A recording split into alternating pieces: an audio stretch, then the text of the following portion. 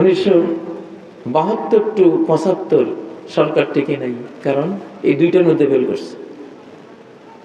দুর্ভিক্ষে হায় রে, মানুষ বাসের মধ্যে বমি করছে একজনে, আর বাকিরা সেই বমির ছাইটা খাইয়া যান বাঁচাইছে।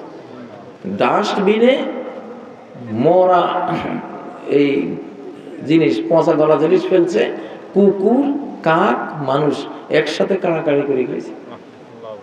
এবং এই নোয়াখালী, আমি তো তখন ছোট্ট, আমাদের বশিরপুর এইদিকে কোনো কচু গাছ রাস্তার দুই পাশে ছিল না। গদা গাছ, কচু গাছ সব খাই ফেলেছে মানুষ।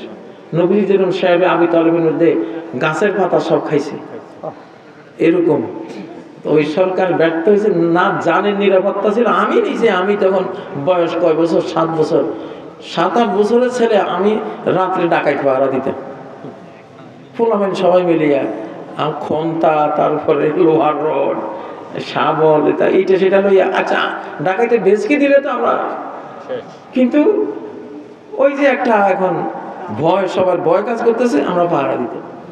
না নিরাপত্তা ছিল, না খাদ্য ছিল। তো এই জন্য সরকার ফল করেছে, ঠিক না?